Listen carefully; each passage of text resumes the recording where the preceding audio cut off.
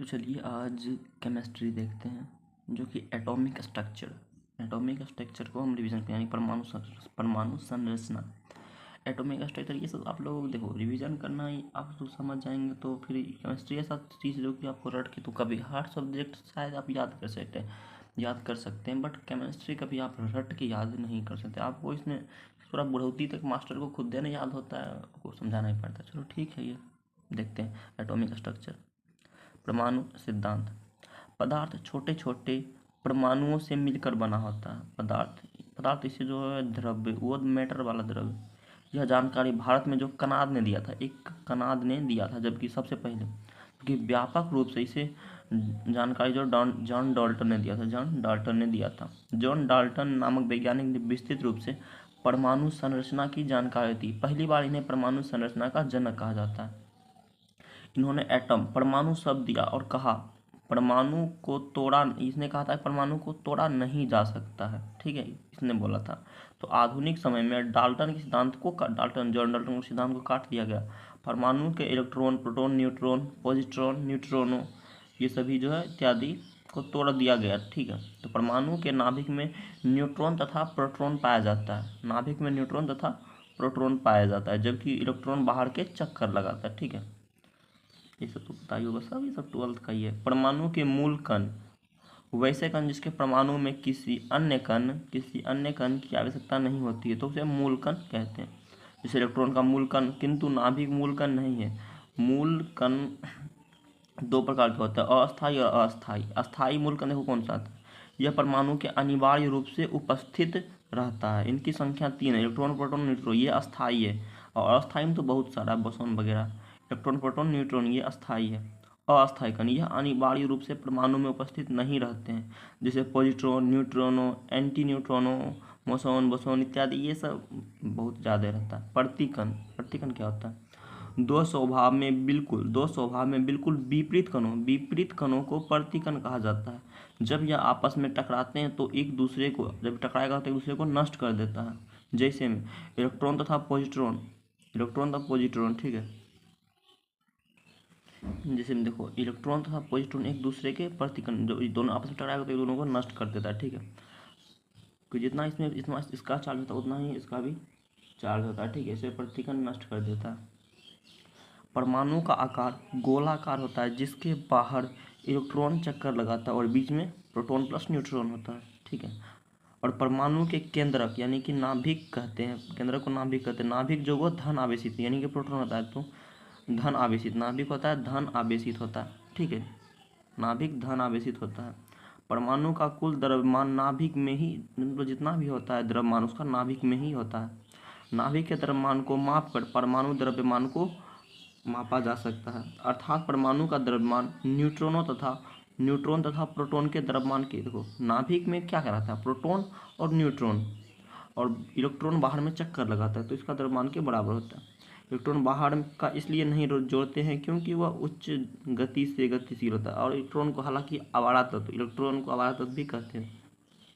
नाभिक का खोज रदरफोर्ड ने किया था। नाभिक के अंदर न्यूट्रॉन तथा प्रोटॉन पाए जाते हैं। नाभिक के अंदर पाए जाने वाले इन कण को सामूहिक रूप से न्यूक्लियन कहते हैं। इलेक्ट्रॉन न्यूक्लियन नहीं है क्योंकि यह नाभिक के न्यूक्लियस के बाहर होता है। देखो न्यूक्लियन, ये क्वेश्चन पूछ सकता है, इनमें से कौन न्यूक्लियन है, कौन देगा कि न्यूक्लियन नहीं है, तो इलेक्ट्रॉन नहीं है, जबकि प्रोटॉन और न्यूट्रॉन न्यूक्लियन है, ठीक है। न्यूक्लियन ये सब थोड़ा आपको ध्यान रखना है। Nucleon, proton, neutron. न्यूक्लियन में न्यूट्रॉन तथा प्रोटॉन आते हैं, ठीक है, अंदर में। ये परमाणु त्रिज्या बी नाभिक। उसके बाद परमाणु की त्रिज्या को एंगस्ट्रम में मापते हैं। परमाणु त्रिज्या 10⁻10, 1 एंगस्ट्रम बराबर होता है 10⁻10। और नाभिक की त्रिज्या को फर्मी एफ में मापते हैं। नाभिक की त्रिज्या, परमाणु की त्रिज्या को एंगस्ट्रम में, मापते हैं, जबकि नाभिक की त्रिज्या को फर्मी एफ में मापते हैं। नाभिक की एक फर्मी बराबर 10⁻−15 मीटर, 10⁻−15 मीटर एक फर्मी बराबर। परमाणु त्रिज्या नाभिक के त्रिज्या से 1 लाख गुना अधिक, 10⁻5 गुना अधिक होता है। परमाणु की त्रिज्या जो है नाभिक की त्रिज्या से, परमाणु का त्रिज्या नाभिक की त्रिज्या से 1 लाख गुना अधिक होता है। परमाणु मॉडल, वह मॉडल जिसमें नाभिक, इलेक्ट्रॉन, प्रोटॉन तथा न्यूट्रॉन की स्थिति दर्शाया गया है, उसे परमाणु मॉडल कहते हैं। सर्वप्रथम ने इसे मतलब परमाणु मॉडल जे थॉमसन ने दिया था, जो कि ये इसका फेल हो गया था। तरबूजा मॉडल दिया था, ठीक है, इसका तरबूजा फेंका गया, तरबूजा मॉडल सक्सेस नहीं हुआ, ठीक है। हालांकि बोरबरी का, नील्स बोर का हो गया था अति परमाणु मॉडल सक्सेस। तरबूजा के समान माना था, अतः इस सिद्धांत के तरबूजा सिद्धांत कहते हैं। बोला था कि बीच में जो गुद्दा है तरबूजा में, उसमें न्यूट्रॉन प्रोटॉन है, उसका बिच्चा जो होता है वो इलेक्ट्रॉन की तरह चक्कर लगाता है, जो कि यह गलत था। इनके अनुसार तरबूजा का लाल वाला भाग जो वो प्रोटॉन था, जबकि इलेक्ट्रॉन तरबूजे के बीज का समान बिखरे होते हैं। इनके द्वारा प्रोटॉन की बताई गई स्थिति वास्तविकता से भिन्न थी, बेकार, गलत था ये। उसके बाद रदरफोर्ड का परमाणु model, atomic model of Rutherford. अब देखते हैं रदरफोर्ड का model, atomic model of Rutherford, ठीक है।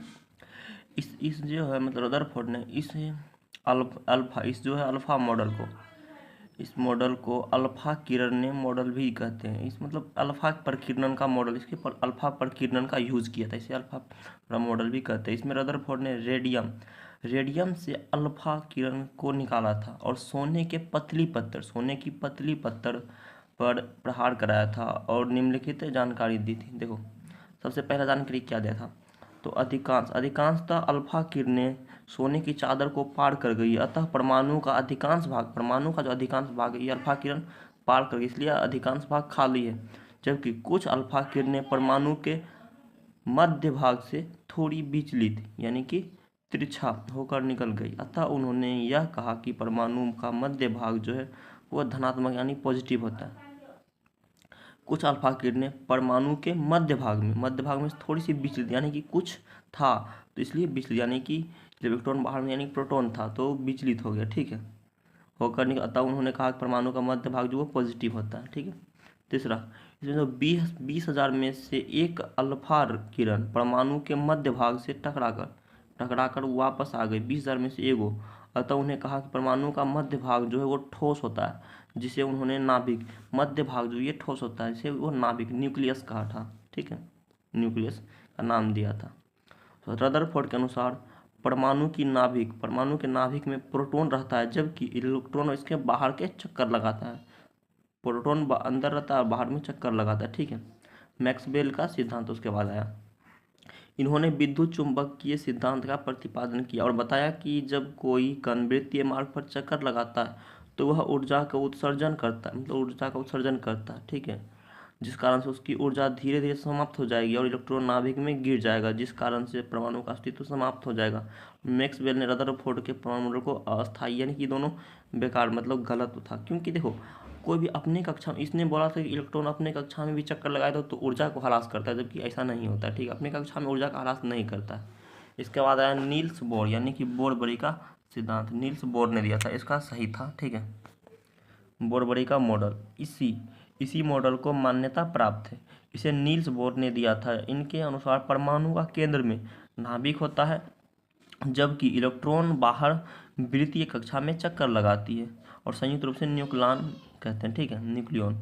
जब इलेक्ट्रॉन अपनी मूल कक्षा में चक्कर लगाता है तो ऊर्जा का उत्सर्जन नहीं करता, यानी कि ऊर्जा को त्याग नहीं करता, अर्थात उसके ऊर्जा में कोई परिवर्तन नहीं होता, ठीक है। जब कोई इलेक्ट्रॉन नाभिक से दूर वाली कक्षा में जाता है, नाभिक से दूर वाली अपना कक्षा छोड़ के दूसरा कक्षा में जाता है, अर्थात निम्न कक्षा से उच्च कक्षा में जाएगा, तो उसे बाह्य स्रोत से ऊर्जा ग्रहण कर लेता है, अर्थात उसकी ऊर्जा बढ़ जाती है, ठीक है। अब जिसको अपने कक्षा से छोड़कर दूसरा में जाना होगा तो ऊर्जा को बाहर से लेगा, और उसको अपने नीचे में जाना होगा तो उसे त्याग करना होगा, बाहर जाने के लिए ऊर्जा लेना पड़ेगा, त्याग करने के लिए घटाना पड़ेगा थोड़ा सा। जब कोई इलेक्ट्रॉन नाभिक के दूर वाली कक्षा से नाभिक के समीप वाली कक्षा में आता है तो वो ऊर्जा को उत्सर्जन करता है, अर्थात उसकी ऊर्जा को कमी आती है। देखो, इलेक्ट्रॉन, प्रोटॉन, न्यूट्रॉन, ये सब तो आप बहुत पीछे का ये सब याद है। इलेक्ट्रॉन खोज Thomson, proton Goldstein, neutron James Chadwick, 1897, 1919 में गोल्डस्टीन, चैडविक 1932 में। इलेक्ट्रॉन ये कभी कभार पूछता तो नहीं है। इलेक्ट्रॉन का द्रव्यमान 9.1 × 10⁻31 kg, 1.6725 × 10⁻27 kg प्रोटॉन, और न्यूट्रॉन का 1.6748 × 10⁻27 kg। देखो, प्रोटॉन में 25, ये याद रखना है, 25 याद करने के लिए ये देखो सब कुछ सेम है इसमें, 25 48, 25 इसको याद करो, इसको 48, प्रोटॉन के लिए 25, पी से प्रोटॉन, पी से 25, न्यूट्रॉन को 48, proton 25, neutron 48, minus charge plus charge no charge, सबसे हल्का, देखो सबसे हल्का जो होता है ये इलेक्ट्रॉन होता है, और सबसे भारी जो होता है ये न्यूट्रॉन। ये दोनों का सेम, लेकिन सबसे भारी न्यूट्रॉन होता है, ठीक है। और इलेक्ट्रॉन इसकी खोज थॉमसन ने 1897 में किया था। इसे कैथोड किरणें भी कहते हैं। इस पर ऋण आवेश होता है। निरपेक्ष द्रव्यमान, जब किसी कण का द्रव्यमान बिना किसी तुलना के निकाला जाए तो उसे निरपेक्ष द्रव्यमान कहते हैं। निरपेक्ष द्रव्यमान 9.11 10⁻31 kg, ये निरपेक्ष, जबकि ये सापेक्ष है, क्योंकि ये 1 AMU बराबर लगभग, क्योंकि देखो 1 AMU जो होता है कितना होता है, तो यहाँ पर दिया होगा 1 AMU बराबर होता है 1.66 गुना 10⁻17, जबकि यहाँ पर 1.7 मानी थोड़ा सा है, तो लगभग ये भी 1 AMU बराबर है। ये भी 1 AMU की एटॉमिक मास यूनिट इसके बराबर है, जबकि इलेक्ट्रॉन जो है वो इसको बराबर नहीं है, ठीक है। तो निरपेक्ष द्रव्यमान आ गया ये 9.1 गुना 10⁻31 kg, ठीक है। इसको एब्सोल्यूट मास भी सापेक्ष, अगर सापेक्षिक तरह बोलेंगे तो रिलेटिव मास तो है 0.0054 MU, लगभग में 0 के बराबर होता है।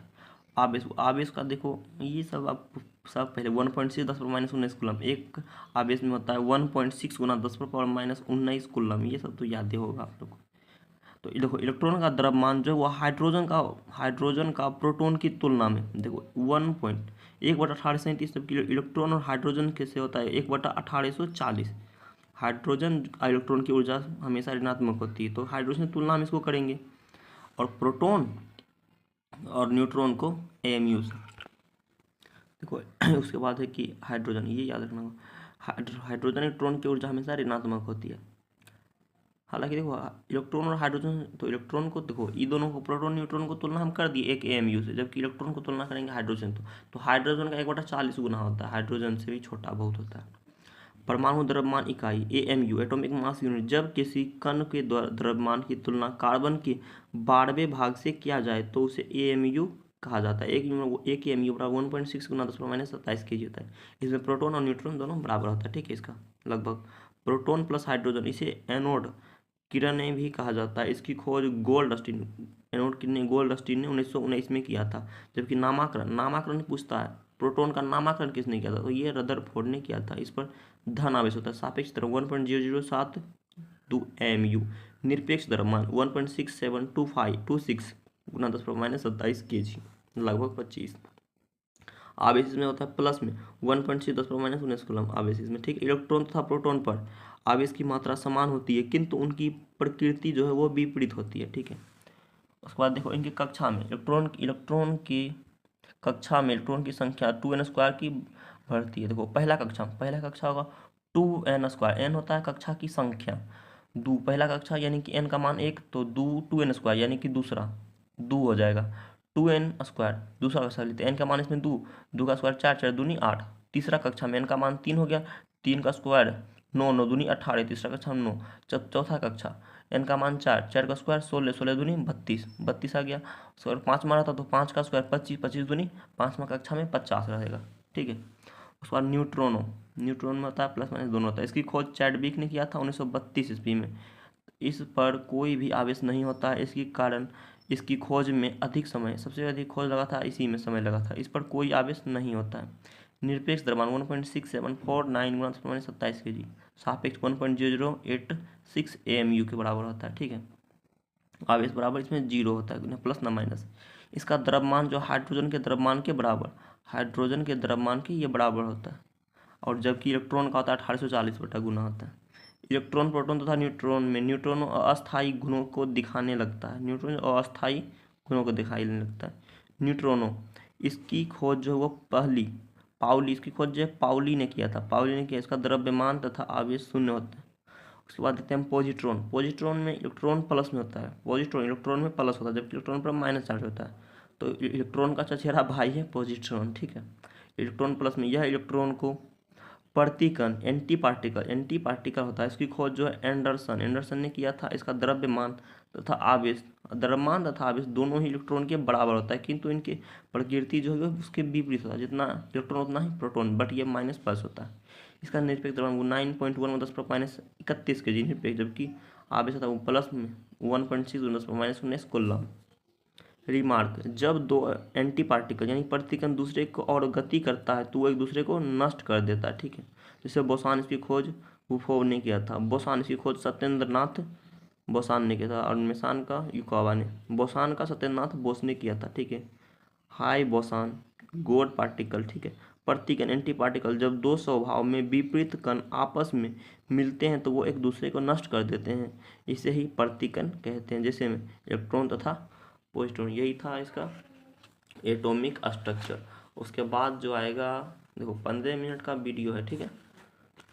हालांकि इसको 2 क्लास में यानी क्या 1-2 घंटा लगता है, तो एटॉमिक स्ट्रक्चर देख लिए। और नेक्स्ट जो आएगा वो एटॉमिक नंबर, तो ये अलग, ये थोड़ा बड़ा चैप्टर है। तो एटॉमिक स्ट्रक्चर आज खत्म हो गया, ठीक था। परमाणु संरचना ये खत्म हो गया आज। उसके बाद आ जाएगा परमाणु क्रमांक, ठीक है। चलो अच्छा, आई होप आपको अच्छा समझ में आएगा। अच्छा से समझ तो जो भी आए, बट इसमें रिवीजन अच्छा से हो गया होगा, ठीक है। 15 मिनट में 10 मिनट्स हो या 15 मिनट्स हो कि इससे बराबर होता, ठीक है। चलो, आई होप आपको अच्छा से समझ में आया होगा। तो मिलते हैं किसी नेक्स्ट वीडियो में किसी नेक्स्ट टॉपिक के साथ। जय हिंद, जय भारत।